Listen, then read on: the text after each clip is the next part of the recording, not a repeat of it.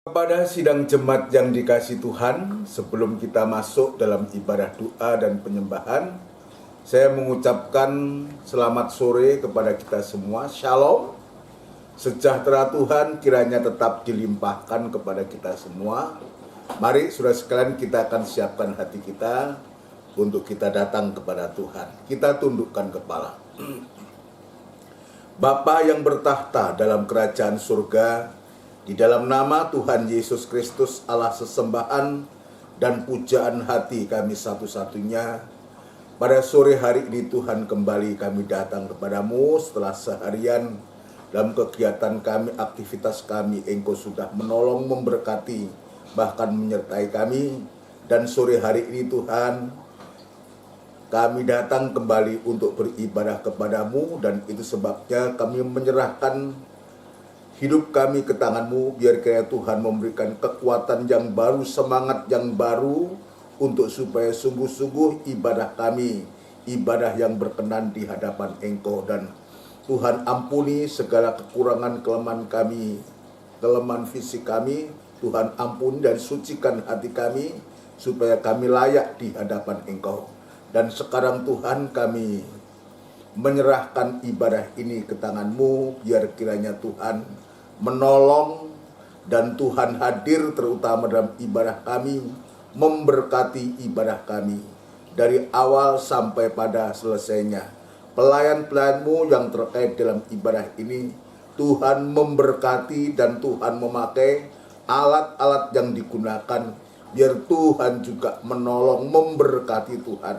Namun demikian, di saat kami beribadah, kuasa kegelapan tetap tidak tinggal diam Tuhan, untuk selalu mengganggu ibadah kami. Dan itu sebabnya kami serahkan ke tangan-Mu dan kami panggil nama-Mu yang penuh kuasa untuk mengusirkan segala pekerjaan setan itu di dalam nama Tuhan Yesus Kristus, darah Kristus yang berkuasa. Terima kasih Tuhan, terima kasih. Kami sambut ibadah ini di dalam nama Tuhan Yesus Kristus. Haleluya.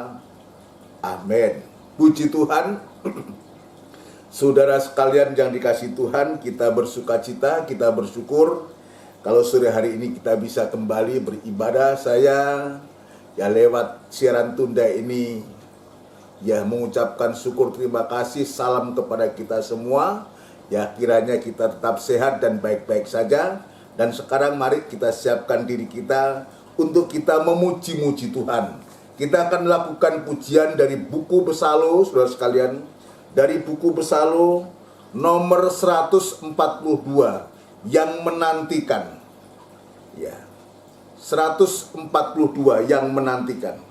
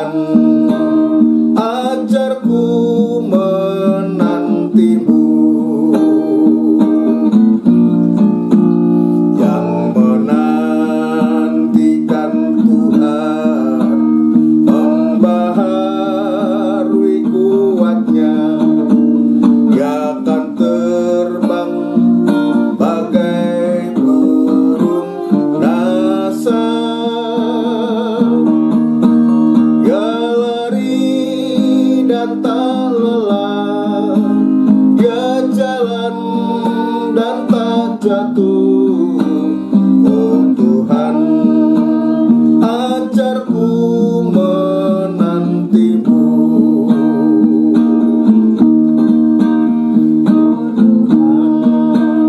Ajarku menantimu. Haleluya. Puji Tuhan. Jadi pujian ini begitu indah buat kita, pendek tetapi punya makna yang luar biasa.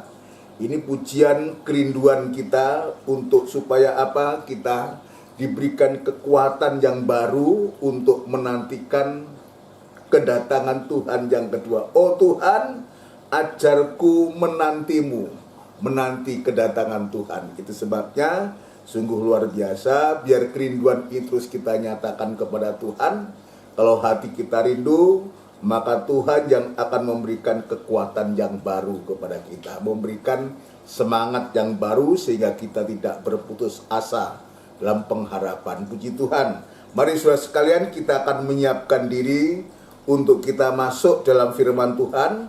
Kita akan melakukan pujian dari buku NR, saudaraku, dari buku NR nomor 254, NR 254.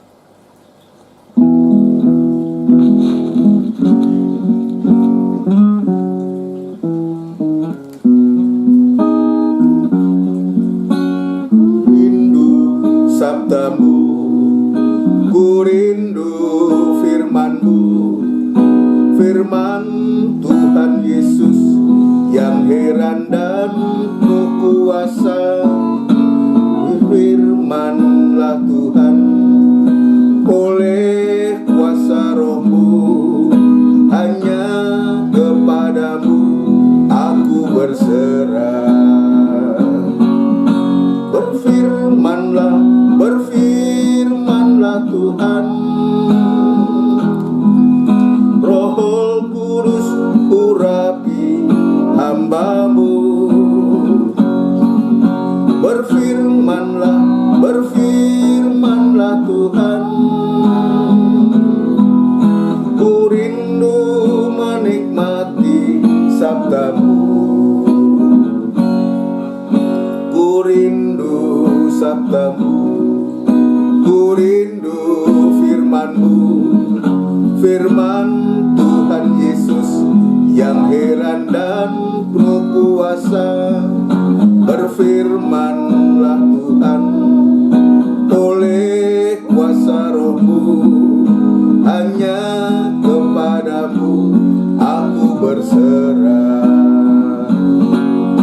Berfirman-Lah, berfirman-Lah Tuhan, Roh Kudus urapi hamba-Mu. Berfirman-Lah, berfirman-Lah Tuhan, ku rindu menikmati sabda-Mu. Berfirman-Lah, berfirman-Lah Tuhan, Roh Kudus urapi hamba-Mu. Berfirman-Lah, berfirman-Lah Tuhan, ku rindu menikmati sabda-Mu. Berfirman-Lah, berfirman-Lah Tuhan, ku rindu menikmati sabda-Mu. Kita bersama tundukkan kepala dan kita akan berdoa untuk firman Tuhan. Benar Tuhan, inilah saat yang kami nanti-nantikan untuk kami bisa mendengarkan firman-Mu, dan firman-Mu ini sangat luar biasa yang menjadi kebutuhan hati kami, sebab kami menyadari tanpa firman-Mu kami tidak bisa berbuat apa-apa. Dan sekarang Tuhan, berfirman-Lah kepada kami, dan kami siap untuk mendengarkan firman-Mu. Urapi firman-Mu, urapi kami sekalian, dan pengurapan yang dari surga. Terima kasih Tuhan, terima kasih. Kami berdoa untuk gereja-gereja lain yang bersamaan beribadah semacam di tempat ini. Ya Tuhan, kiranya Engkau juga menolong, memakai para hamba-hambamu, para gembala, para pendeta, dimanapun mereka berada di saat pelayanan ini. Biarlah Tuhan memberikan kekuatan, terutama memberikan firman Allah untuk kebutuhan sidang jemaat-Mu, sehingga jemaat-Mu selalu boleh mengalami sukacita dan mengalami satu pembaharuan yang datangnya dari Engkau sendiri Tuhan. Urapan yang sama Engkau nyatakan kepada hamba-hamba-Mu semua Tuhan. Demikian pula hamba tetap berserah diri kepadamu, dan Tuhan mengetahui keterbatasan ketidakmampuan hamba, tapi hamba rindu Tuhan kiranya Engkau berkemurahan memakai hamba-Mu untuk mampu menyampaikan firman-Mu dengan benar dan murni, sehingga nyata firman-Mu itu boleh menyatakan kekurangan, kelemahan kami, menyucikan hati kami, sehingga kami boleh mengalami suatu pembaharuan yang dari Tuhan lewat firman-Mu Tuhan. Terima kasih Bapa, terima kasih. Kami juga berdoa untuk sidang jemaat-Mu yang saat ini berada di rumah mereka masing-masing. Biar kiranya Tuhan menolong, memberkati, dudukkan dengan tenang, tetap memberikan hati yang selalu merindukan perkataan-Mu Tuhan. Terima kasih Tuhan Yesus, terima kasih. Kami alaskan doa dan sembahyang kami di dalam nama Tuhan Yesus Kristus. Haleluya. Amin. Puji Tuhan. Saudaraku yang dikasihi oleh Tuhan, sekali lagi sebelum kita masuk dalam pemberitaan firman Allah, saya ingin menyapa kepada kita semua sekali lagi. Ya, shalom, sejahtera Tuhan kiranya tetap dilimpahkan kepada kita semua. Syukur, terima kasih, biar kita panjatkan kepada Tuhan, sebab Dialah yang layak untuk menerima sembah dan sujud itu. Puji Tuhan, itu sebabnya seperti apa yang kita barukan pujikan ini, biar kita nyatakan kerinduan kita untuk selalu bisa mendengarkan firman Allah. Alangkah sedihnya, alangkah susahnya jika saja firman Allah itu tidak bisa dibaca, tidak bisa didengar. Dan itu sebabnya, saudaraku, ya dalam Wahyu pasal yang kelima, Rasul Yohanes begitu menangis terseduh sedan, saudaraku.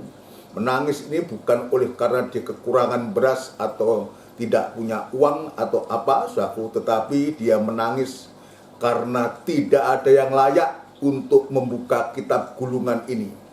Ya, baik yang di langit, di bumi, bahkan di bawah bumi, tidak ada seorang pun, bahkan malaikat pun tidak ada yang layak untuk bisa membuka kitab gulungan. Kita bisa membayangkan, saudaraku, kalau ya sekalipun ada Alkitab, ya, tapi kalau Alkitab atau tulisan itu dalam gulungan, saudaraku, maka percuma saja, sebab kita tidak bisa. Karena kitab itu, gulungan itu termeterai, ada Alkitab tetapi tidak bisa dibaca, dan bagaimana bisa mendengar kalau tidak dibaca. Dan itu sebabnya Rasul Yohanes begitu menangis, begitu sedihnya karena tidak ada. Tetapi saudara sekalian, ya dikatakan ayat firman Allah oleh tua-tua itu, dia mengatakan, jangan sedih, jangan menangis, singa dari Yehuda, tunas Daud itulah yang akan membukakan kitab gulungan itu. Coba kita membaca satu ayat ini untuk kita mengawali, saudaraku, mengawali dalam pemberitaan firman Allah ini dalam kitab Wahyu pasal yang kelima, saudaraku. Kitab Wahyu pasal yang kelima, kita akan membaca Wahyu pasal yang kelima. Kita akan membaca ayat yang keempat, saudaraku, ya. Ayat yang keempat, atau lebih baik ayat sebelumnya atau ayat yang pertama, ya, supaya kita tahu, ya, tahu jalan cerita ini. Maka aku melihat di tangan kanan Dia yang duduk di atas tahta itu sebuah gulungan kitab. Jadi kitab ini masih dalam bentuk gulungan, ya, belum dibuka, yang ditulisi sebelah dalam dan sebelah luarnya, dan dimeterai dengan 7 meterai. Dan aku melihat seorang malaikat yang gagah, yang berseru dengan suara nyaring, katanya, Siapakah yang layak membuka gulungan kitab itu dan membuka metere-meterenya? Tetapi tidak ada seorang pun yang di surga, atau yang di bumi, atau yang di bawah bumi, yang dapat membuka gulungan kitab itu, atau yang dapat melihat sebelah dalamnya. Tidak mungkin, karena kitab itu ya masih dimetre, ya sebuah gulungan kitab yang ditulisi sebelah dalam dan sebelah luarnya, dan dimetrekan dengan 7 metre. Saudara sekalian, jadi tidak ada seorang pun yang mampu bahkan membaca, membuka pun, yang di dalamnya itu ada tulisan.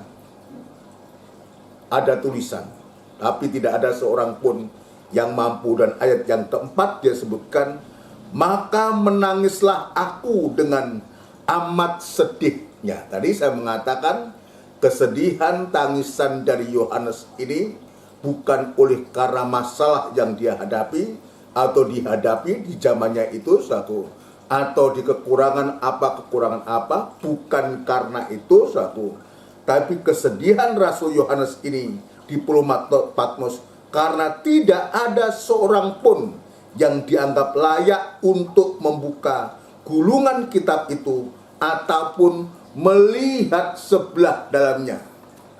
Jadi tidak seorang pun. Jadi tidak bisa dibaca, tidak bisa didengar. Padahal firman Allah ini merupakan suatu kebutuhan, dan itu sebabnya tangisan dari Rasul Yohanes itu mendapatkan respon yang luar biasa. Ayat yang 5, lalu berkatalah seorang dari tua-tua itu kepadaku, jangan engkau menangis. Sesungguhnya singa dari suku Yehuda, yaitu tunas Daud, telah menang.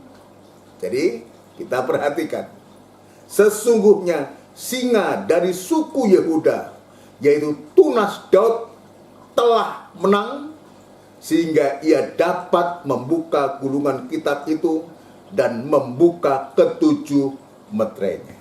Jadi yang bisa membuka gulungan kitab itu adalah pribadi yang sudah menang. Disebutkan si singa dari Yehuda, yaitu tunas Daud yang telah menang. Itulah juga disebutkan anak domba Allah. Itulah Kristus pribadi yang mampu untuk membukakan kitab gulungan itu yang termetre itu. Dan itu sebabnya biarlah kita juga demikian, di hari-hari ini kita bisa memanfaatkan waktu, memanfaatkan satu kesempatan untuk apa? Untuk supaya firman Allah itu selalu dibukakan untuk kita. Biar di hari-hari ini, saudara sekalian, di masa-masa sulit ini, di masa-masa susah ini, kita senantiasa tangisan kita itu jangan kita arah tujukan kepada masalah dan persoalan kita saja.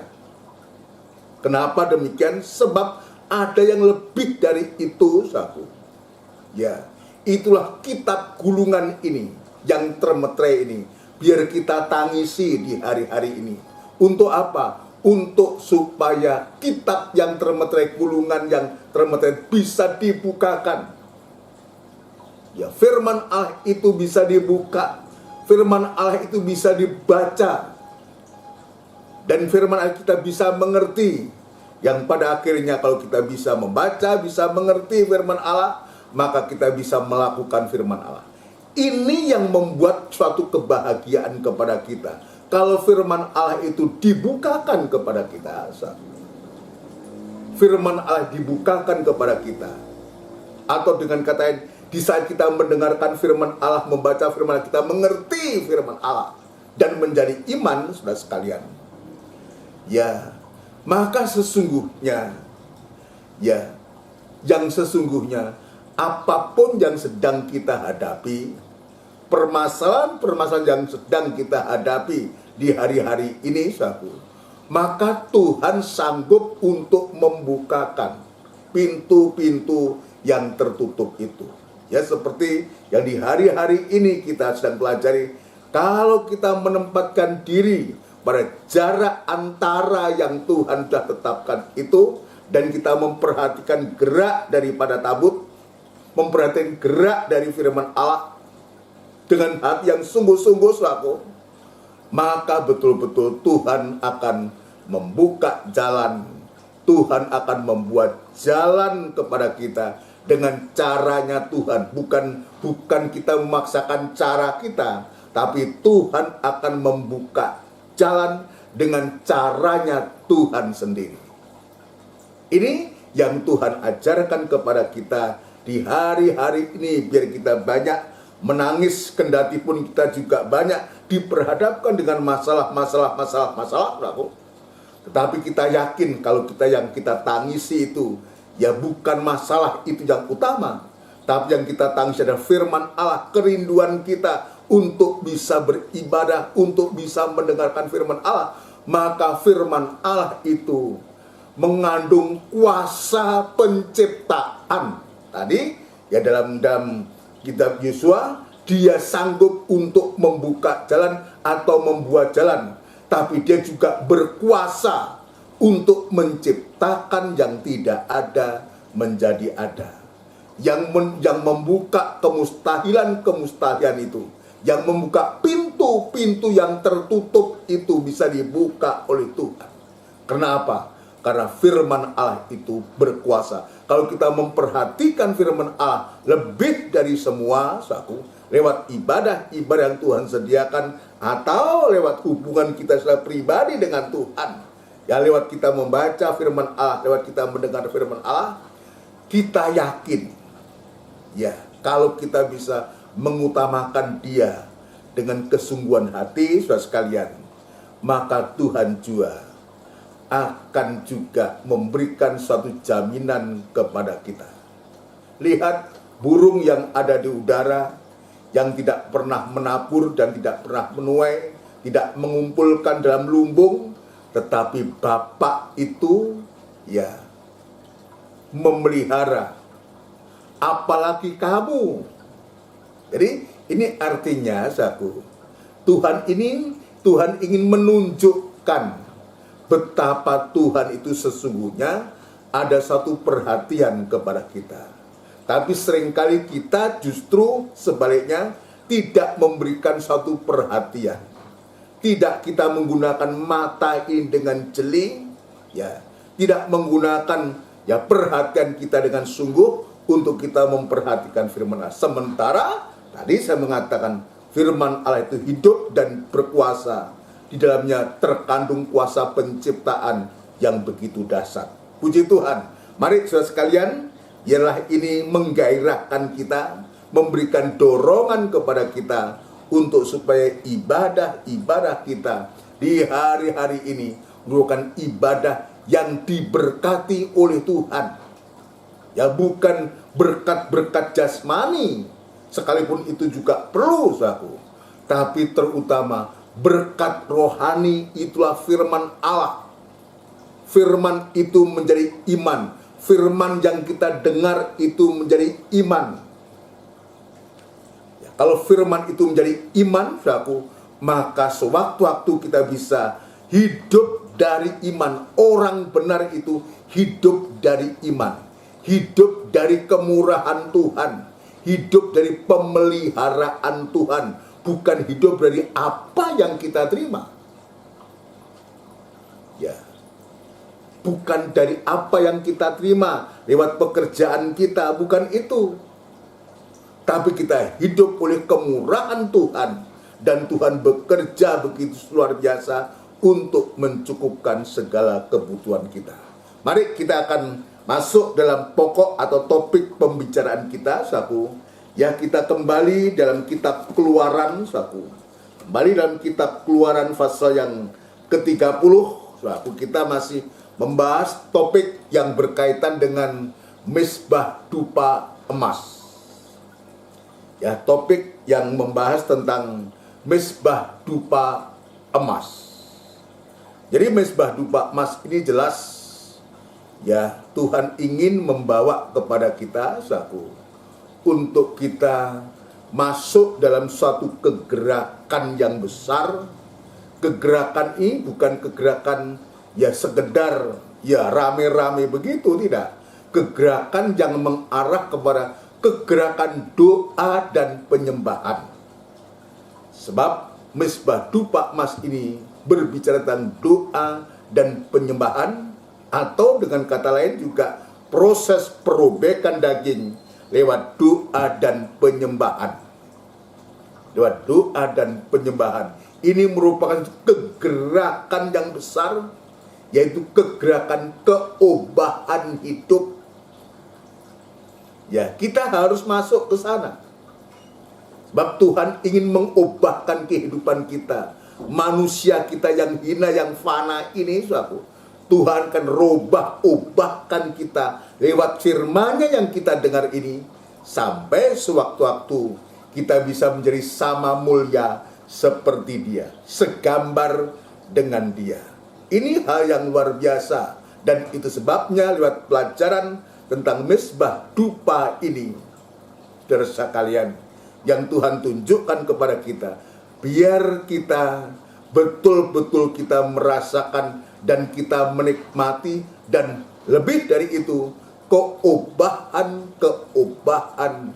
yang datang dari firman dan Roh Kudus itu akan membawa kita masuk dalam penyembahan kepada Tuhan, masuk dalam penyerahan diri sepenuh kepada Tuhan.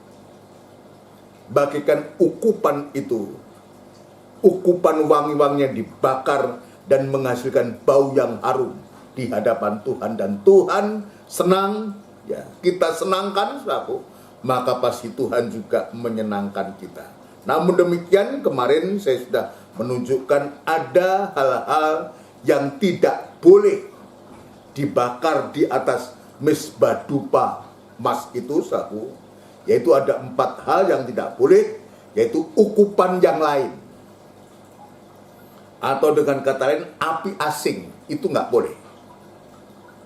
Ya, dalam Keluaran pasal yang ke-30 ayat 9, di sana disebutkan di atas mezbah itu janganlah kamu persembahkan ukupan yang lain, ataupun korban bakaran, itu juga boleh, tidak boleh, ataupun korban sajian, juga korban curahan, janganlah kamu curahkan di atasnya. Jadi ini larangan yang nggak boleh dilakukan, atau larangan untuk supaya tidak mempersembahkan ini. Janganlah disebutkan, ya, janganlah kamu curahkan di atasnya, ini korban curahan. Ya, janganlah kamu mempersembahkan. Ada yang dilarang, tetapi ada yang diperintahkan. Jadi kalau kita melihat ini, saudaraku, firman Tuhan itu hanya 2, perintah dan larangan. Ya, kalau kita juga taat kepada larangan-larangan yang tidak diizinkan oleh Tuhan, ini juga akan membuat kita bahagia. Demikian pula kalau kita taat untuk melakukan yang diperintahkan, ini pun juga akan membuat kita bahagia. Jadi firman Allah itu, Taurat Tuhan itu intinya ingin memberikan satu bahagia, memberikan sukacita. Namun demikian bisa diatur. Ya, hendaklah kamu begini, janganlah kamu begini, larangannya janganlah kamu begini, perintahnya hendaklah kamu begini dan begitu. Maka ada 4 hal yang tidak boleh dipersembahkan di atas mezbah dupa ini, tetapi juga ada ukupan wangi-wangian, jadi campuran, ya, yang untuk nanti dipersembahkan kepada Tuhan. Ukupan wangi-wangian yang terdiri dari 4 juga, 4 barang atau 4, ya, bahan-bahan untuk ukupan wangi-wangian itu. Ayat 34, saudaraku, ayat 34, berfirmanlah Tuhan kepada Musa, ambillah wangi-wangian, yakni getah damar, ini yang pertama, kulit lokan, dan getah rasa mala, wangi-wangian itu serta kemenyan yang tulen, masing-masing sama banyaknya, semuanya itu haruslah kau buat menjadi ukupan suatu campuran rempah-rempah seperti buatan seorang tukang campur rempah-rempah. Di samping ada 4 bahan pokok itu juga disebutkan digarami, murni, kudus. Ini ada penjelasannya masing-masing, saudaraku. Ini yang Tuhan perintahkan, saudaraku, bahan-bahan untuk membuat ukupan wangi-wangian itu, saudaraku, yang Tuhan sudah perintahkan. Yang Tuhan sudah perintahkan. Dan barang-barang ini, bahan-bahan ini, nanti semua akan terkait dengan Yesus Kristus itu. Kemarin kita sudah memeriksa bagian yang pertama adalah getah damar atau getah mur. Ya, pengertian rohani secara rohani, pengertian rohaninya secara singkat, ini juga menunjuk pada darah Kristus. Ini mengingatkan kembali, ya saya mengulangi ini. Jadi getah damar itu dari getah, dari pohon yang tergores atau dilukai, lalu dia mengeluarkan getah, dia menetes mengeluarkan getah. Kemarin saya gambarkan seperti pohon karet atau pohon pinus. Ya. Kalau itu kita lihat di hutan pinus, orang yang mencari getahnya itu ada tukang itu. Jadi ya dia ditampung, untuk dia ambil getahnya. Ya, untuk pengertian rohani dari damar, getah damar atau getah mur ini adalah menunjuk kepada darah Kristus yang menetes dari luka-lukanya. Jadi ini luar biasa. Ya. Jika dihubungkan dengan dosa-dosa kita, maka darahnya yang menetes ini adalah hasil dari penderitaan atau sengsara yang pahit yang sudah Tuhan kerjakan. Ini hasil dari penderitaan atau sengsara yang pahit. Ya. Arti damar atau mur dalam bahasa Ibrani itu pahit. Jadi saya ulangi. Jadi hasil dari penderitaan atau sengsara yang pahit, tetapi menghasilkan bau yang harum jika menyangkut kelepasan dan penyucian kita juga berkuasa. Darah Kristus yang menetes ini, darah Kristus yang sudah tercurah itu, menetes itu, berkuasa untuk menghentikan dosa-dosa kita serta melenyapkan rasa derita dan sengsara yang disebabkan oleh dosa. Jadi dengan kata lain, dosa inilah yang membuat kita menderita dan sengsara. Itu sebabnya kenapa ada pribadi yang bagikan getah damar ini, yang sudah meneteskan darahnya ini, darah yang begitu mahal itu, saudara, mengorbankan dirinya. Tanpa dia berkorban untuk kita, saudara, maka kita adalah manusia-manusia celaka. Manusia-manusia yang pasti akan binasa, bahkan binasa. Tapi kita bersyukur, berterima kasih oleh tetesan darahnya itu. Itu sebabnya dalam 1 Petrus kemarin kita baca pasal 1 ayat 18 dan 19, kita diberi dengan harga yang tunai, bukan dengan emas dan perak, tapi dengan darah yang begitu mahal. Itulah harga penebusan itu. Dan kita bisa melihat oleh bilur-bilurnya, oleh penyerahannya dia, oleh kematiannya dia,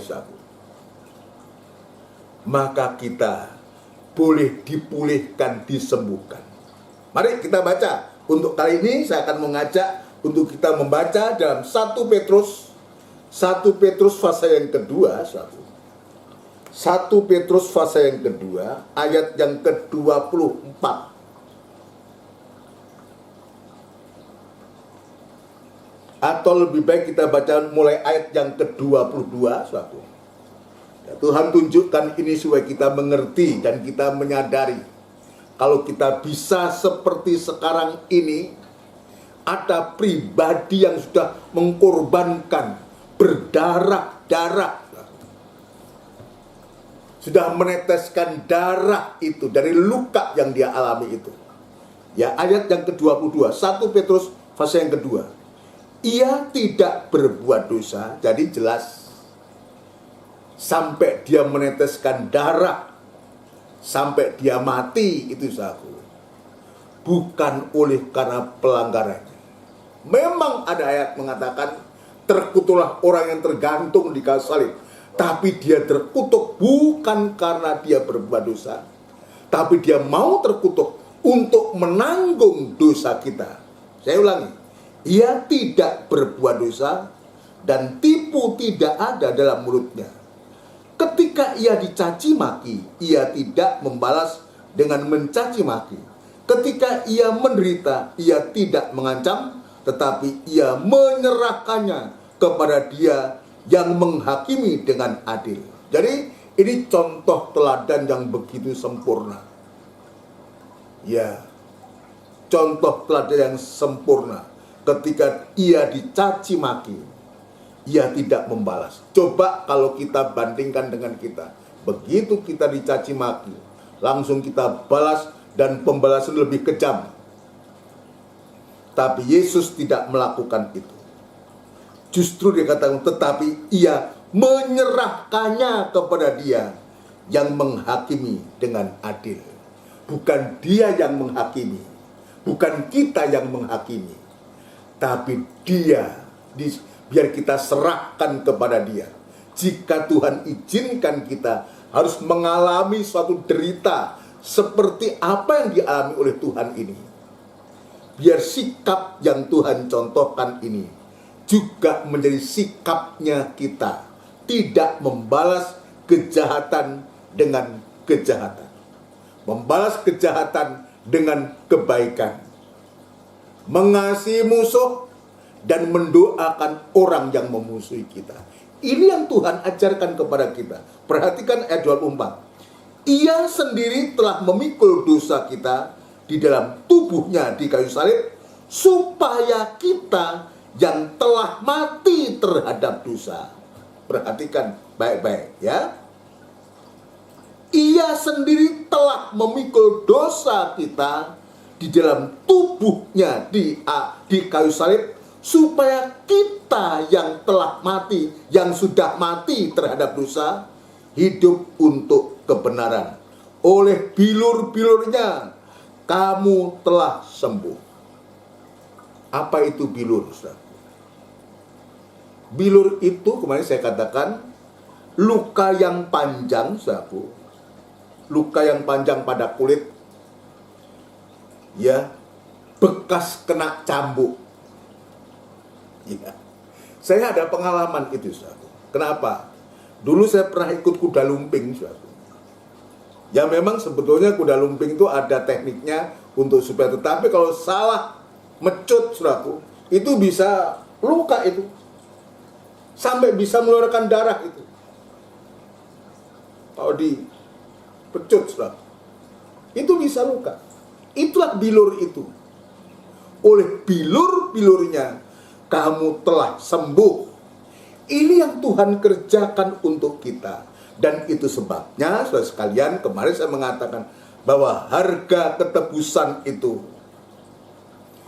sangat mahal. Harga kelepasan dan ketebusan itu, harga pengampunan itu sangat mahal. Ya, berharga dan sangat mahal. Dengan dasar inilah, saudara sekalian, kalau kita melihat betapa mahalnya harga ketebusan yang kita alami, seharga korbannya Kristus ini, inilah yang menjadi dasar untuk kita bisa menyembah kepada Tuhan. Hanya penyembahan ini yang kita bisa lakukan kepada Tuhan. Ya, sekali lagi, dengan dasar itulah korban Kristus itu, dengan dasar korban Kristus itulah, maka kita didorong oleh Tuhan menjadi alasan atau menjadi dasar untuk kita bisa menyembah kepada Tuhan. Bukan karena ada sesuatu. Jangan kita menyembah Tuhan itu dengan ya ada motif-motif yang lain. Ingat kemarin saya mengatakan, ya dalam doa penyembahan itu, Allah itu bertindak sebagai Allah yang cemburu. Penyembahan itu harus murni, dasarnya harus jelas, yaitu korban Kristus yang digambarkan getah damar atau getah mur ini. Ini landasan yang kuat untuk kita bisa menyembah. Setiap kita menyembah kepada Tuhan, yang kita lihat adalah korbannya Kristus yang sudah menolong kita, yang sudah menyelamatkan kita, sudah menebus kita. Amin, saudaraku, puji Tuhan. Mari sekarang kita akan lanjut bagian yang kedua. Bagian yang kedua, itu bahan yang kedua, yaitu kulit lokan atau lawak. Saya juga tidak tahu ini, saudaraku, tidak tahu ya kayak apa yang disebutkan kulit lokan itu. Kemarin saya katakan yang saya tahu persis hanya kemenyan tulen, kemenyan asli. Sebab masih banyak kita jumpai, baunya juga kita bisa rasakan, saudaraku. Yang di desa-desa itu apa-apa masih menggunakan kemenyan ini, ya sebagai ukupan, saudaraku, ya. Yang kedua yaitu kulit lokan. Apa ini kulit lokan? Dalam catatan saya, saudaraku, saya menemukan di sini kulit lokan itu ya sejenis kulit kerang, saudaraku. Jadi tulisan penjelasan yang saya dapatkan, saudaraku, ya. Jadi kulit lokan ini sejenis kulit kerang, saudaraku, yang jika dibakar menyebabkan bau harum yang kuat, selain digunakan sebagai obat. Jadi kegunaannya ya kalau dibakar menyebabkan bau harum, saudaraku, juga digunakan sebagai obat. Digunakan sebagai obat. Lalu proses pembuatannya. Jadi ada prosesnya. Ya untuk supaya nanti kulit lokan ini atau lawang ini menjadi ukupan wangi-wangian. Prosesnya yang pertama adalah digiling atau ditumbuk sampai halus. Digiling atau ditumbuk sampai halus. Jadi ini prosesnya, saudaraku, ya. Proses untuk pembuatan daripada ya ukupan wangi-wangian ini dari kulit lokan ini. Ya, dari kulit lokan ini. Dalam Keluaran pasal yang ke-30 tadi, saudaraku, ayat yang ke-36 itu jelas disebutkan di sana, ya, harus digiling atau ditumbuk sampai halus.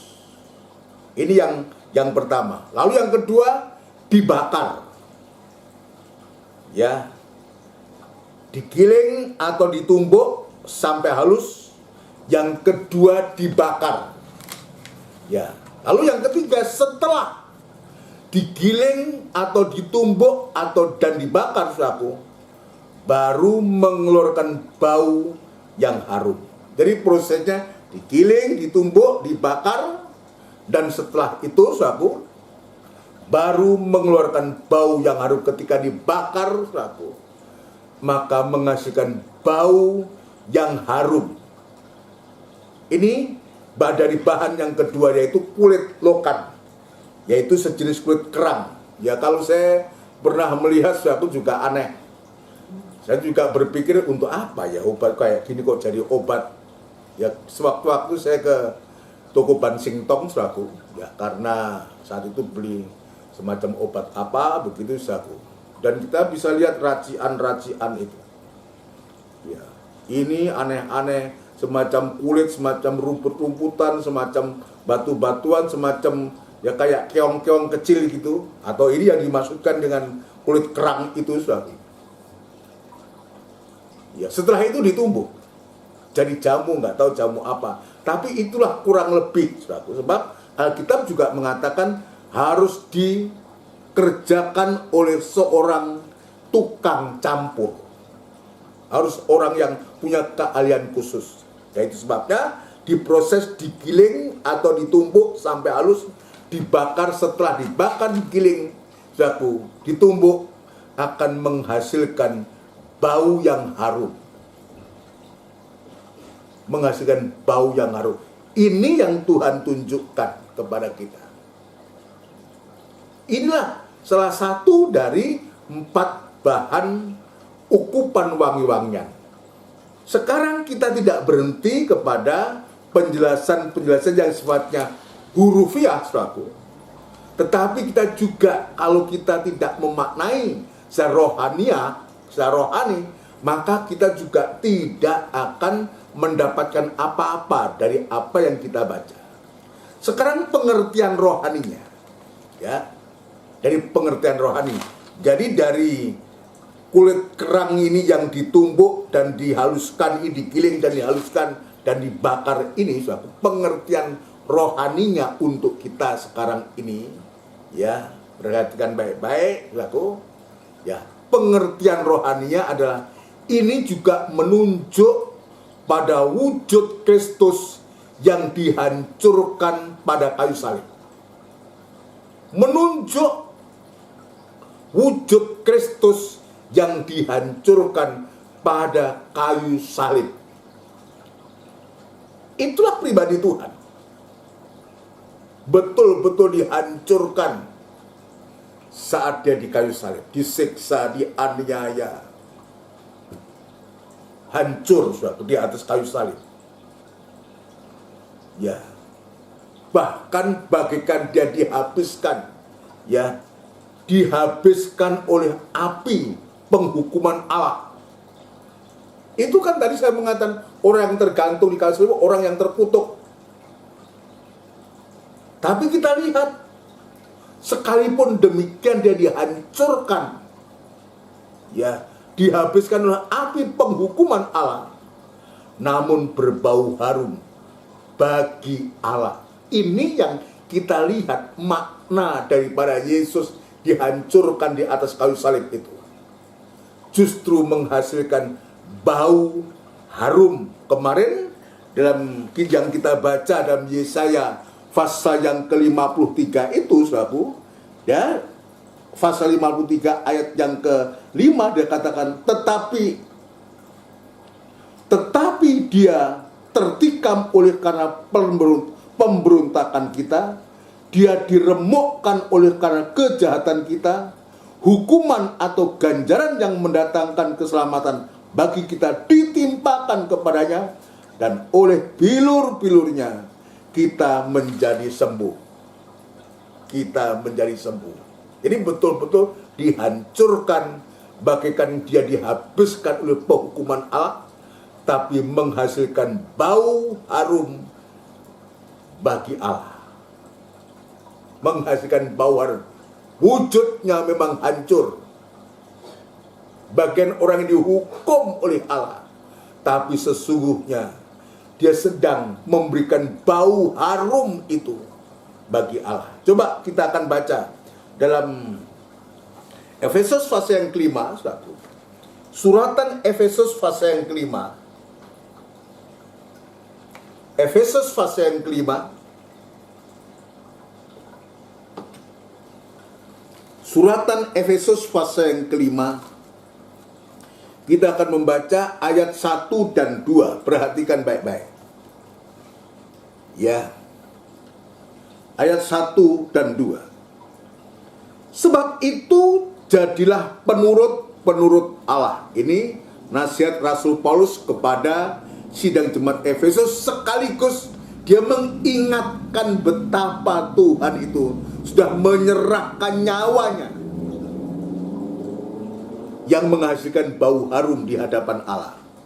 Seperti anak-anak yang kekasih, ayat 2, dan hiduplah di dalam kasih, sebagaimana Kristus Yesus juga telah mengasihi kamu dan telah menyerahkan dirinya untuk kita sebagai persembahan dan korban yang harum bagi Allah.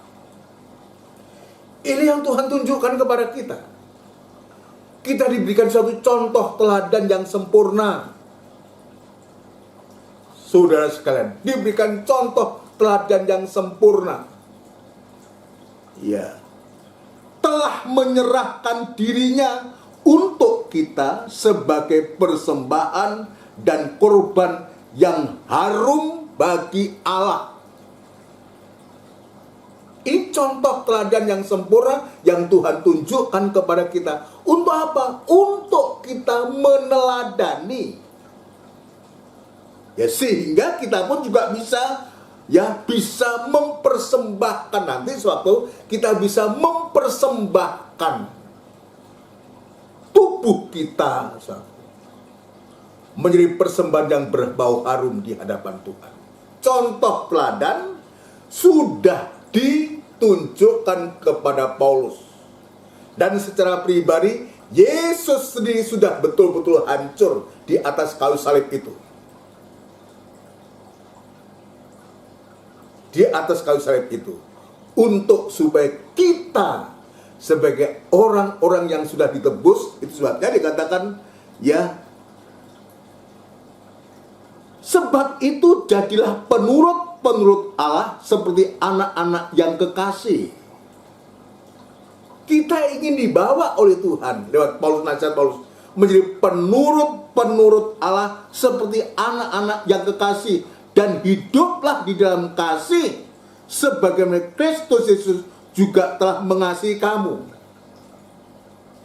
dengan cara dia mengorbankan dirinya, ya, rela untuk dihancurkan di atas kayu salib. Maka kita diajar untuk kita bisa melihat, meneladani, sampai sewaktu-waktu kita juga bisa mempersembahkan tubuh kita, ya, tubuh yang hidup ini, bukan tubuh yang mati. Ya, tubuh yang hidup ini kudus dan berkenan di hadapan Allah. Berkenan di hadapan Allah itu sama dengan berbau harum di hadapan Allah. Ini yang Tuhan tunjukkan kepada kita. Itu sebabnya kenapa, ya, dalam penjelasan ini, ya, dalam penjelasan firman Allah ini, sungguh-sungguh, ya, Tuhan tunjukkan kepada kita, saudaraku, yaitu kulit lokan ini harus digiling, harus ditumbuk. Itulah Kristus. Maka kita juga diajarkan untuk mencontoh teladan itu, sampai sewaktu-waktu kita bisa mempersembahkan tubuh yang hidup. Mari kita baca dalam suratan Roma pasal yang ke-12, saudaraku. Roma pasal yang ke-12, suratan Roma pasal yang ke-12. Suratan Roma pasal yang ke-12, kita akan membaca ayat yang pertama dan yang kedua. Roma pasal yang ke-12, saudaraku. Roma pasal yang ke-12, ayat yang pertama dan kedua. Kita akan membaca ini. Ya, kita akan membaca ini. Karena itu, saudara-saudara, demi kemurahan Allah, aku menasihatkan kamu. Kepada sidang jemaat di Roma, Paulus juga menulis surat dan memberikan suatu pesan. Ya, demi kemurahan Allah, aku menasihatkan kamu. Ya, biar kita menempatkan diri seperti sidang jemaat di Roma ini, yang sedang dilawat Tuhan lewat surat dari Paulus ini, untuk supaya kita juga mendapatkan nasihat,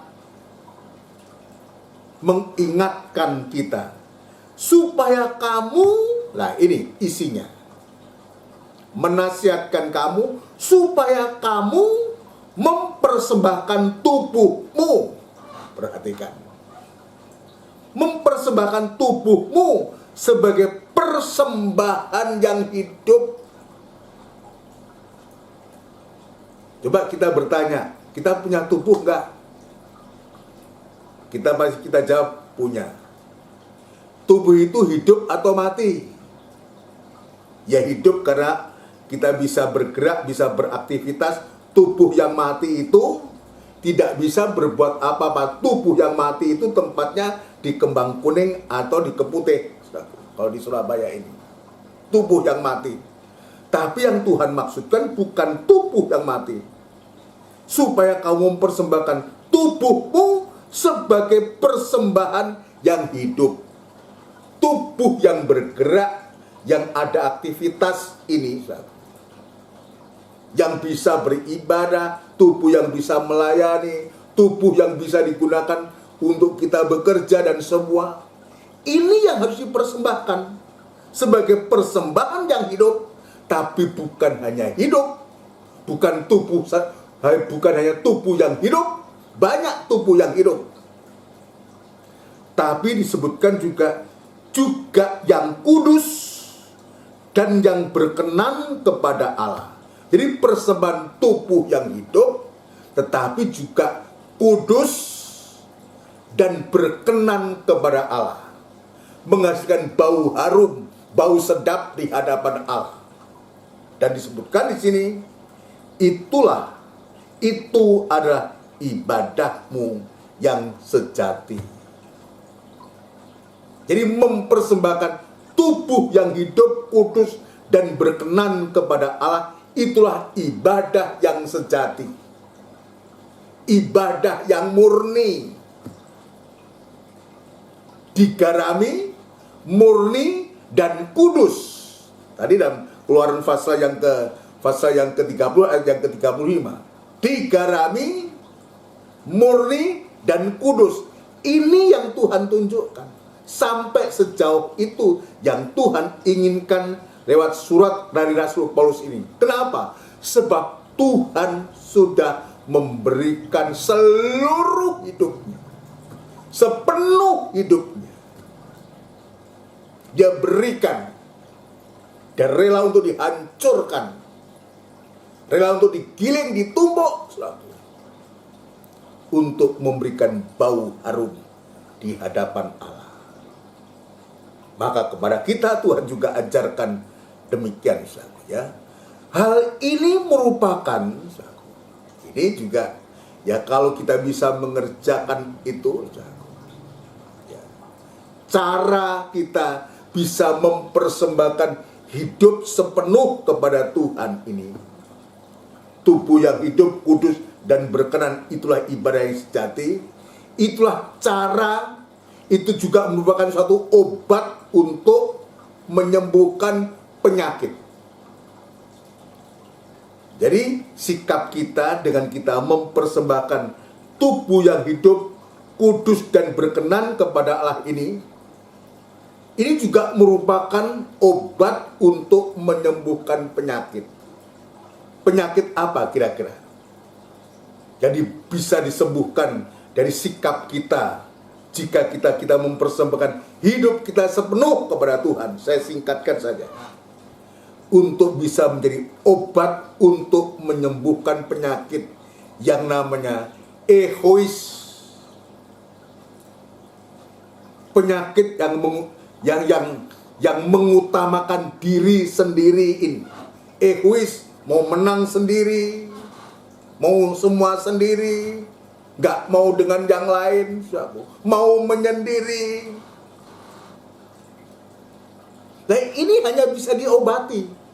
Penyakit egoisme atau mengutamakan diri sendiri ini bisa diobati dengan sikap kita yang kita bisa mempersembahkan tubuh yang hidup, kudus, dan berkenan. Seperti apa yang dicontohkan oleh Tuhan. Oleh bilur-bilurnya, kamu menjadi sembuh. Apa yang sembuh? Termasuk yang tadi saya katakan, penyakit yang namanya egoisme. Penyakit yang namanya amarah. Penyakit yang namanya iri hati. Penyakit yang namanya dengki. penyakit yang namanya kebencian dalam hati. Ini hanya bisa dikalahkan kalau kita bisa menyerahkan hidup kita sepenuh kepada Tuhan. Dan ini juga ya sanggup untuk melawan watak tabiat kita yang lama, yang saya sebutkan ini, marahlah, kebencian, iri hati, dan semua itu sudah sekalian. Ini yang bisa mengalahkan itu. Dan itu sebabnya, saudara sekalian, biarlah firman Tuhan ini semakin hari semakin nyata dalam kehidupan kita. Di hari-hari ini, biar kita mencontoh apa yang seharusnya kita contoh. Contoh yang sempurna itulah Kristus sendiri. Jangan mencontoh yang lain. Sekalipun itu pendeta. Pendeta juga ada kekurangan dan kelemahannya. Gembala juga demikian. Apalagi mencontoh dunia. Tapi kita sudah berikan contoh, berikan patron yang sempurna. Yang betul-betul dia sudah mengalami saya pribadi.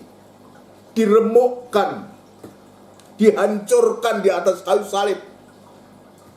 Dihabisi. Bahkan dia kena hukuman Allah.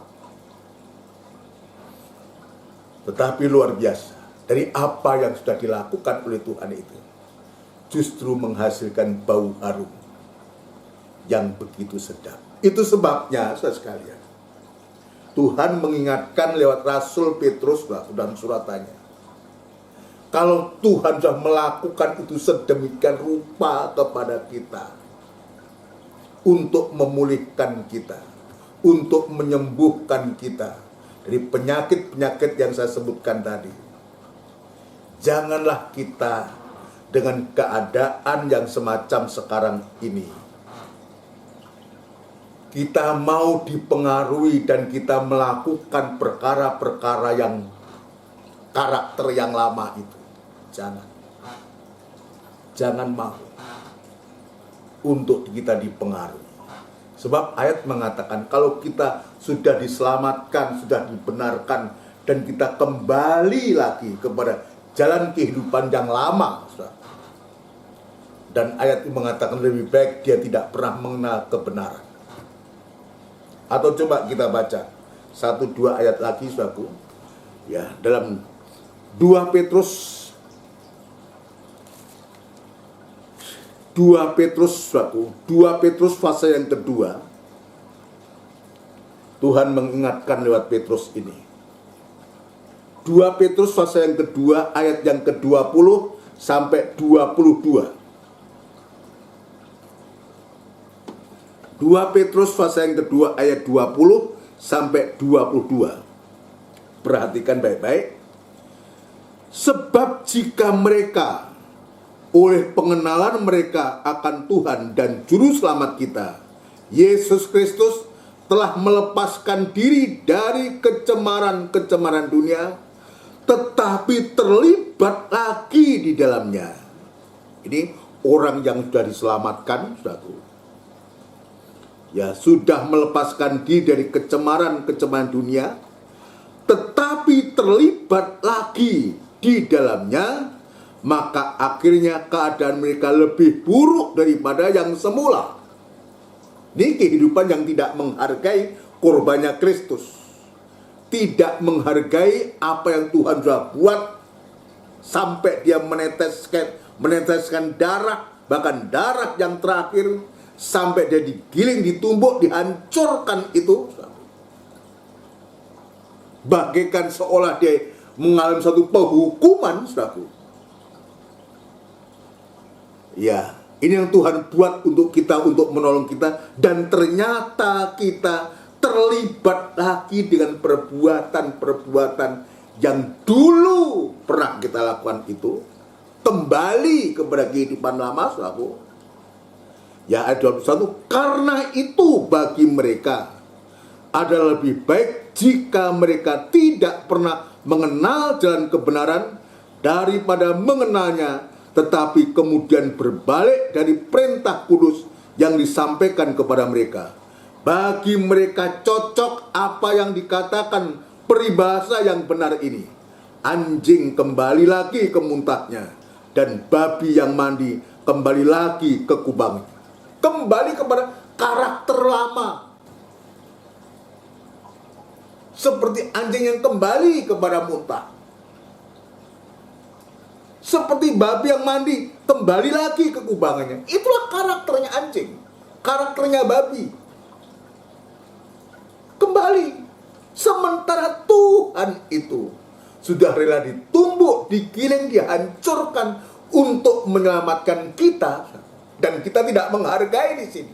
Itu sebabnya keras Rasul Petrus mengatakan, orang yang demikian lebih baik tidak pernah tidak pernah mengenal jalan kebenaran daripada mengenalnya, tetapi kemudian dia berbalik dari perintah kudus ini. Ini peringatan yang keras kepada kita. Untuk apa? Untuk supaya kita bisa pegang teguh akan firman Tuhan yang sudah menolong kita, yang sudah menyelamatkan kita. Kita selalu ingat pribadi yang sudah dihancurkan itu untuk kita. Dan itu sebabnya, saudaraku, untuk supaya kita bisa bertahan, kita tetap, saudaraku, menjunjung tinggi korbannya Kristus itu, saudaraku. Maka kita harus punya sikap, ya, selalu membawa kematian Yesus itu dalam tubuh kita, supaya kehidupan Yesus tetap nyata, selalu nyata dalam kehidupan kita. Jadi apa yang Tuhan kerjakan itu, biar itu ada dalam hati kita. Selalu membawa kematian Yesus. Tanda kematian itu selalu ada dalam kehidupan, dalam kita, supaya juga ada kehidupan dalam kita. Ini yang Tuhan tunjukkan kepada kita. Untuk supaya kita tidak lengah, kita tidak digoyahkan oleh keadaan. Biar kematian Kristus itu, Yesus yang sudah dihancurkan itu, yang sudah meneteskan darah itu, selalu melekat dalam hati kita. Sehingga kehidupan Yesus juga menjadi nyata dalam kehidupan kita. Sehingga kita bisa menjadi orang yang kuat. Apapun tekanan, apapun keadaan yang menekan kita, yang bisa mempengaruhi kita, karena kematian Yesus itu selalu ada, maka hal-hal yang bisa menggoyahkan kita itu, kita tidak sampai goyah oleh karena keadaan itu. Ayat yang terakhir kita akan baca 2 Korintus pasal yang keempat. 2 Korintus pasal yang keempat. Ya, kita akan baca 2 Korintus pasal yang keempat, saudaraku. Ayat yang ke-10. Ayat yang ke-10 ini yang membuat kita bisa bertahan. Ya, mempertahankan iman kita. Untuk kita tetap menyembah kepada Tuhan. Yang membuat kita tetap bertahan dan mampu untuk kita mempersembahkan tubuh kita, baik tubuh yang hidup, kudus, dan berkenan di hadapan Allah. Ayat yang ke-10. 2 Korintus 4 ayat yang ke-10. Kami senantiasa membawa kematian Yesus di dalam tubuh kami. Ini kesaksian Paulus. Kenapa Paulus dia tetap bertahan sekalipun dia harus dipenjarakan? Bukan oleh karena kejahatannya juga, tapi oleh karena kebenaran firman Allah yang dia pegang, yang dia yakini. Dengan keadaan itu dia menulis surat ini. Kami senantiasa membawa kematian Yesus di dalam tubuh kami. Kata senantiasa terus menerus.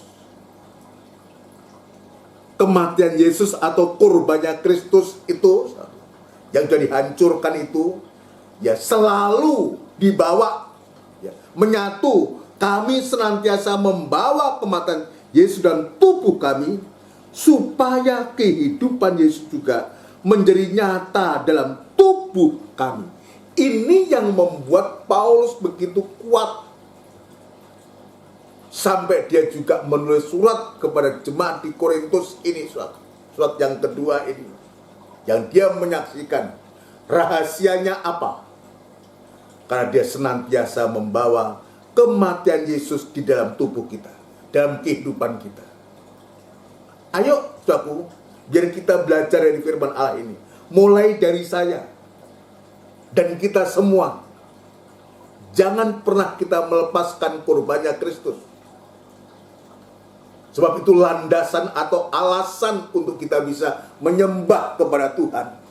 Mempersembahkan tubuh ini jadi persembahan yang berbau harum di hadapan Tuhan. Berkenan di hadapan Allah.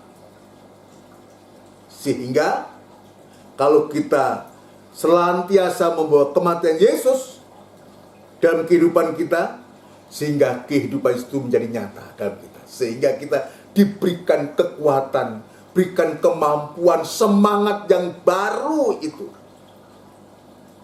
Bagikan kita lari tidak menjadi lelah.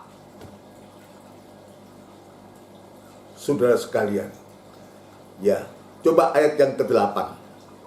Hasilnya saudara. Atau ayat yang ke-7. Tetapi harta ini kami punyai dalam bejana tanah liat, supaya nyata bahwa kekuatan yang melimpah-limpah itu berasal dari Allah, bukan dari diri kami. Jelas, Paulus dia tidak menonjolkan dirinya, tidak merasa diri kuat. Dia hanya mengatakan bejana ini hanya tanah liat yang gampang retak, gampang pecah, gampang hancur. Itulah kehidupan kita. Ya, supaya nyata bahwa kekuatan yang melimpah-limpah itu berasal dari Allah, bukan dari diri kami. Dalam segala hal kami ditindas, namun tidak terjepit. Kami habis akal, namun tidak putus asa. Kami dianiaya, namun tidak ditinggalkan sendirian. Kami dihempaskan, namun tidak binasa. Kenapa? Karena korbannya Kristus itu ada selalu dalam kehidupan kita. Sehingga juga kematian, sehingga kehidupan Yesus itu, kalau kematiannya itu ada pada kita, maka kehidupannya juga nyata dalam kehidupan kita. Sehingga apapun yang diperhadapkan dengan kita, ayat 8 tadi, biar ditindas, tidak terjepit, habis akal, tidak putus asa, dianiaya, tidak ditinggalkan sendirian. Kami dihempaskan, namun tidak binasa. Ini kekuatan, ini semangat yang Tuhan berikan kepada kita untuk kita menghadapi masa-masa yang sulit di hari-hari ini. Kalau kematian Kristus, kalau korban Kristus itu ada dalam kehidupan kita, Dia sudah memberikan contoh teladan. Dan Tuhan juga mengajarkan kepada kita. Sampai hidup kita pada akhirnya berkenan di hadapan Allah. Itulah ibadahmu yang sejati. Ayo di hari-hari ini kita selalu ingat kurbannya Kristus. Sedetik pun jangan kita lupakan. Amin, saudaraku. Ayo kita datang kepada Tuhan. Kita akan melakukan satu pujian dari buku Psalm, saudaraku. Buku Psalm nomor 17 yang kurindukan. Psalm nomor 17 yang kurindukan.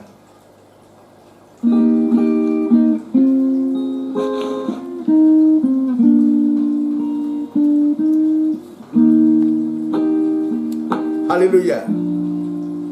Sedetik pun jangan kiranya berlalu dalam hidupku menghargai korbanmu. Sesaat pun ku mohon jangan terlewatkan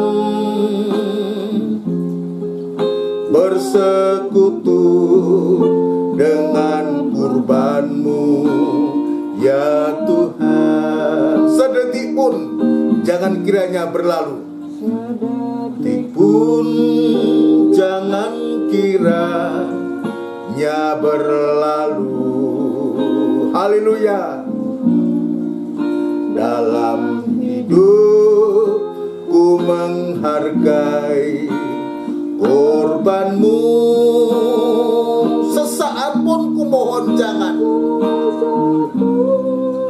ku mohon jangan terlewatkan bersekutu dengan korbanmu, ya Tuhan. Sedetik pun, sedetik pun, biar ini menjadi kerinduan kita untuk kita senantiasa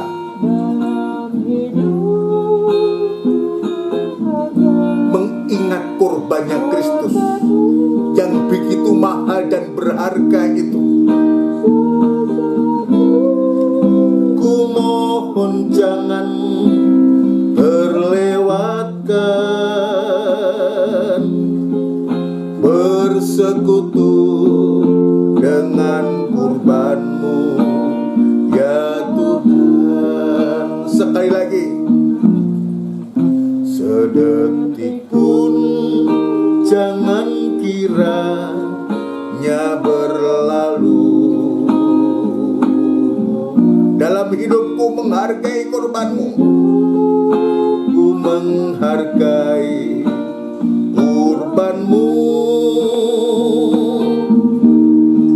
Sesaat pun ku mohon jangan terlewatkan bersekutu dengan kurbanmu, ya Tuhan. Bersekutu dengan kurbanmu, ya Tuhan. Kita bersama tundukkan kepala. Kita berterima kasih kepada Tuhan. Benar Tuhan, kami berterima kasih kepadamu. Engkau sudah memberikan contoh teladan yang sempurna. Engkau sudah dihancurkan Tuhan, dan berdarah-darah di atas bukit Golgota untuk menyelamatkan kami semua. Dan itu sebabnya Tuhan, biarlah kami juga belajar kepadamu sampai kami bisa mempersembahkan tubuh ini, tubuh yang hidup, kudus dan berkenan di hadapan Allah, menyenangkan hati Engkau. Dan itulah ibadah yang sejati. Dan itu sebabnya Tuhan, biarlah kematian-Mu itu tetap ada dalam hati kami, sehingga kehidupan Engkau itu nyata dalam kehidupan kami pula. Terima kasih Tuhan. Terima kasih untuk lawatan-Mu pada sore malam hari ini. Begitu luar biasa Tuhan, berkat yang Engkau berikan bukan dalam wujud harta benda, tapi Engkau berkati kami untuk kami bisa selalu mengingat betapa Engkau begitu luar biasa, sudah berkorban untuk kami Tuhan. Tanpa korban-Mu kami pasti binasa, tapi oleh korban-Mu kami yang binasa ini menjadi hidup kembali bersama Engkau Tuhan. Terima kasih Tuhan untuk lawatan-Mu pada malam hari.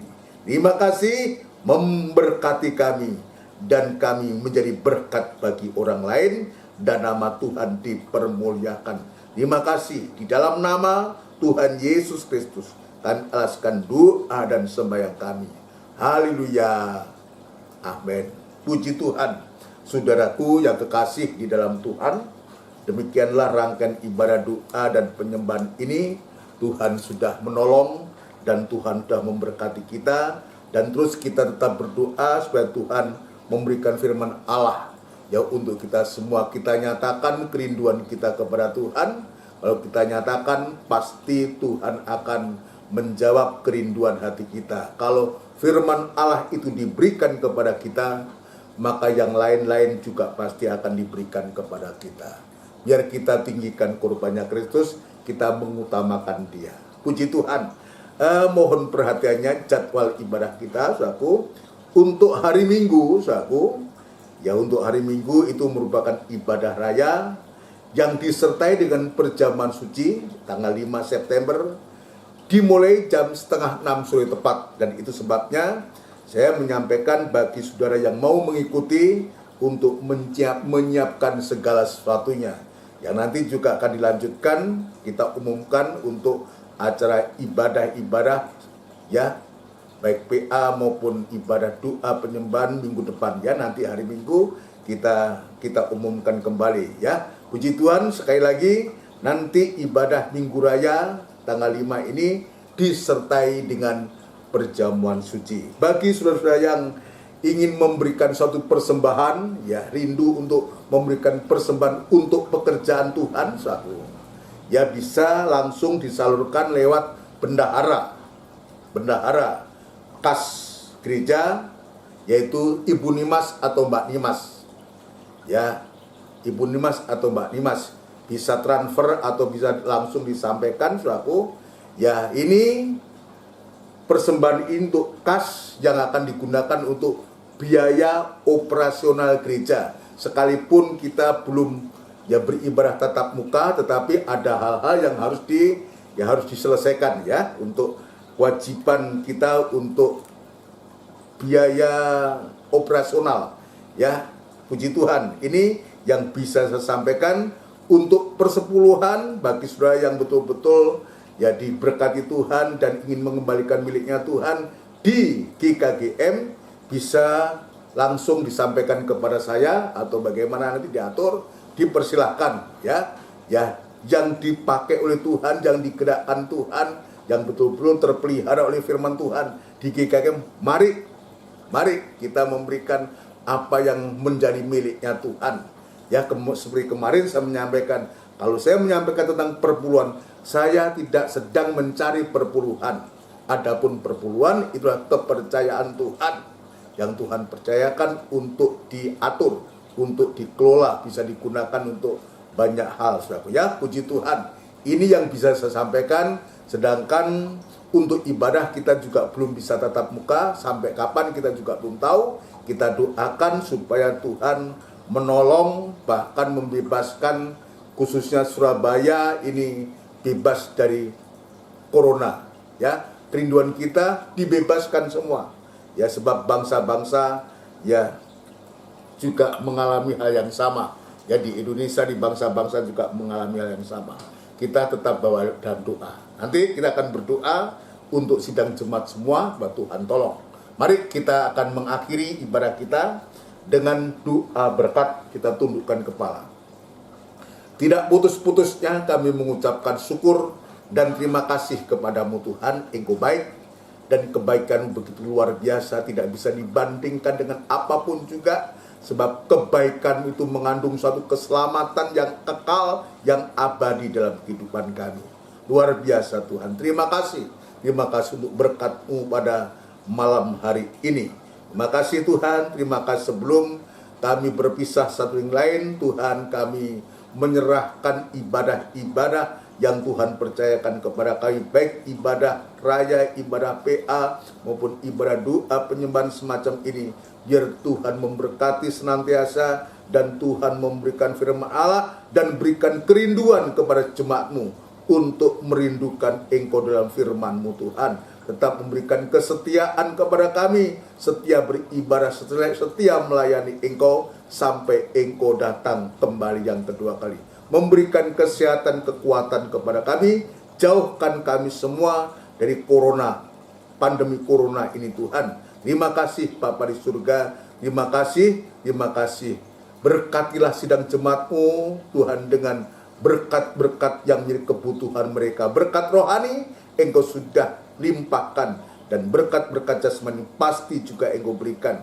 Nikah, rumah tangga, usaha, pekerjaan mereka semua Engkau berkati Tuhan. Sidang jemaat-Mu dalam kelemahan tubuh, dalam proses pemulihan Tuhan, Engkau juga menolong yang sakit. Tuhan menjamah dan menyembuhkan dengan kuasa bilur-Mu. Dan dalam masalah persoalan keuangan, pekerjaan, dan semua Tuhan, kami serahkan ke tangan-Mu. Engkau turut campur tangan segala pekerjaan setan yang coba mengganggu sidang jemaat-Mu semua Tuhan. Kami panggil nama-Mu yang penuh kuasa untuk mengusirkan segala pekerjaan setan itu di dalam nama Tuhan Yesus Kristus, darah Kristus yang berkuasa. Terima kasih Tuhan, damai sejahtera-Mu ada pada setiap sidang jemaat-Mu, anak-anak-Mu semua Tuhan. Terima kasih Tuhan, terima kasih. Bangsa dan negara kami Republik Indonesia yang sama-sama kami cintai ya Tuhan, kiranya Engkau juga menolong, memberkati Tuhan.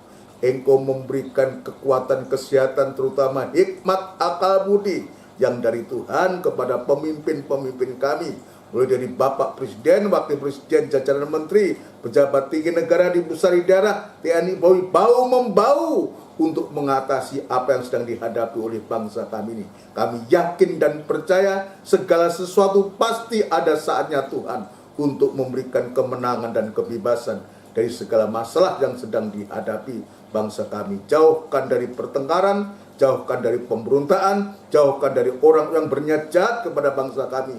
Tapi berkatilah bangsa kami ini juga Tuhan. Terima kasih Tuhan, terima kasih.